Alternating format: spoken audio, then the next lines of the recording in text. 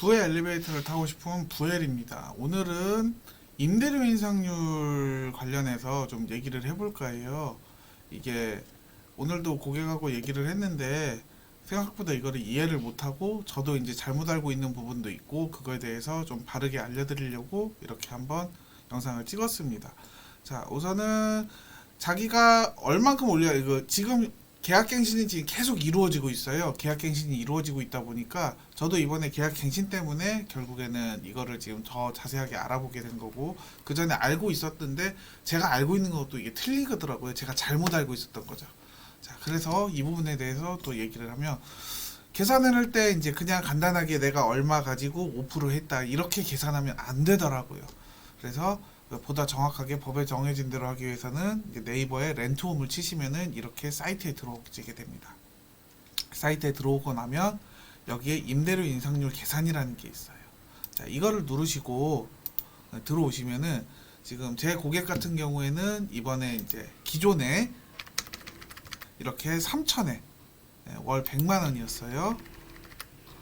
그런데 변경 후에 내가 보증금은 그대로 하고 월세로 5% 받고 싶다. 이제 이렇게 얘기를 해서 이제 처음에 이분이 생각할 때는 천에 5% 그래서 105만 원. 그러니까 이렇게 생각을 했죠. 기존 계약은 보증금 3천에 100이었는데 보증금에서 5% 올리고 월 금액도 5% 올려서 나는 보증금 150만 원, 월 차임에서 105만 원에서 5만 원 올려서 105만 원을 받으면 되지 않냐라고 이제 얘기를 하시더라고요. 근데 그게 우선 아니라고 얘기를 드리고, 그렇게 해서 이렇게 계산을 해보면은, 자, 우선은 금액이 이렇게 나와요. 저도 처음에는 이제 왜 이렇게 나왔는지 좀 많이 헤맸는데, 그냥 5% 곱하고 이렇게 하면 되는 거 아니야 했는데, 예, 계산식이 따로 있더라고요. 자, 환산보증금을 얘기를 하면 기존에 저희가 알고 있던 환산보증금하고 또 틀려요. 월세하고 전세 이렇게 상가임대차에서 환산보증금을 낼 때는 보증금의 월차임에 100을 곱하잖아요. 이제 그렇게가 안 되고, 환산보증금을 먼저 계산할 때 임대보증금하고 월 임대료 12 이렇게 곱한 다음에 이걸 나누면 이제 이게 총 더해서 환산보증금이 된다고 합니다. 자, 그러면 계산을 해보면 이게 임대보증금 기존은 이제 3천만 원, 그러면 월 임대료 100만 원에 12를 곱하면 1,200만 원. 이걸 3%로 나누니까 이 계산이 4억이 나와요. 그래서 이걸 두 개를 더하니까 4억 3천이 됐어요. 자, 그러면은 여기에서 5%면 전체 다 해서 4.515억이 되는 겁니다. 4억 5,150만 원. 자, 그러면 기존에 3천만 원 보증금이 이게 똑같이 지금 들어가야 되니까 다시 여기에서 3천만 원을 빼주면 4억 2,150만 원이 돼요. 자, 그리고 다시 4억 2,150만 원에서 아까 나눴던 3%를 다시 곱해주면은 월 차임 곱하기 12의 금액이 나오는 이제 1,263억 5천 원이 됩니다. 이 1,263억 5천 원을 다시 12로 나누니까 105만 3,750원이 나와요. 이렇게. 근데 솔직히 제가 볼 때는 이게 뭐 법에서 이렇게 정해놓고 하기는 했지만, 이거는 좀 아닌 것 같아요. 너무 계산하기가 어렵게 해놔가지고, 제가 생각할 때 뭐 그냥 원래는 저 같은 경우에는 어떻게 생각했냐면, 기존에 그거와 마찬가지로 보증금 3천이 있으니까 거기다가 월 100 그러면은 이거 기존에 이제 환산 보증금처럼 여기다가 100을 곱하면 1억이 되고, 합치면 1.3억에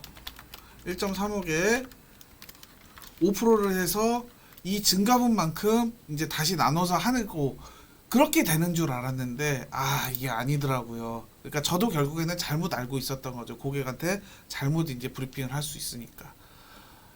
근데 이렇게 어렵게 계산식을 만들어야 됐는지, 그리고 금액 자체를 이렇게 억눌렀어야 됐는지, 이거는 정말 뭐라 얘기를 좀 하기가 어렵습니다. 이게 정말로 부동산을 잡고 싶어서 그런 건지, 표만 생각을 해서 이렇게 포퓰리즘 식으로 이걸 한 건지, 시간이 지나 보면 나오겠지만 정상은 아닌 것 같습니다.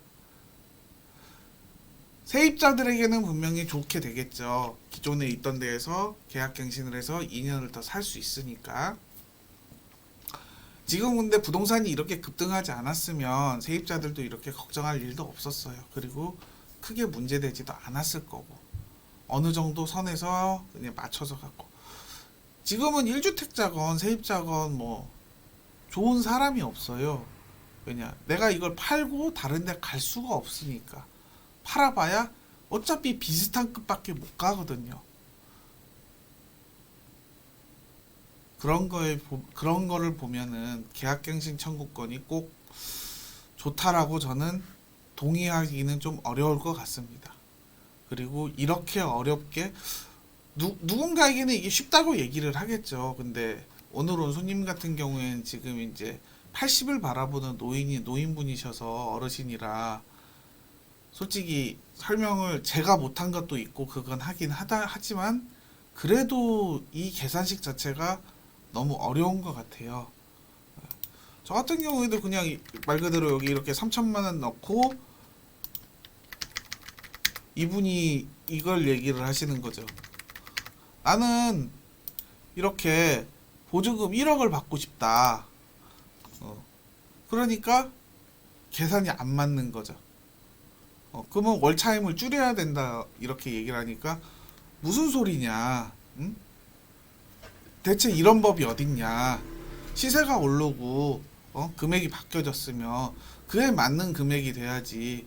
이거는 도대체 무슨 경우냐 하는데 임대차 3법 얘기하고 계약갱신 청구권 얘기하고 앞에서는 알았다 하시지만 납득을 못 하시는 그게 악순환, 계속 악순환이 되더라고요. 그런 부분에 대해서는 모든 사람이 다 같이 알기 쉽게 편하게 이런 게 계산이 돼야 되지, 이럴 땐 이렇고 저럴 땐 저렇고 그거는 너무 어려운 것 같습니다. 솔직히 지금은 세금 관련해서는 상담하기를 거의 포기를 해요. 저희도 상담을 못하지만 실제 세무사님들도 거의 상담을 안 받아주실 정도로 양도세는 얘기도 꺼내지 말라는 그런 세무사님들이 많이 계세요. 도대체 뭐 어쩔 때는 취득세가 4%, 어쩔 때는 8%, 어쩔 때는 12%, 어쩔 때는 1%, 어떻게 그걸 일일이 다 얘기를 합니까?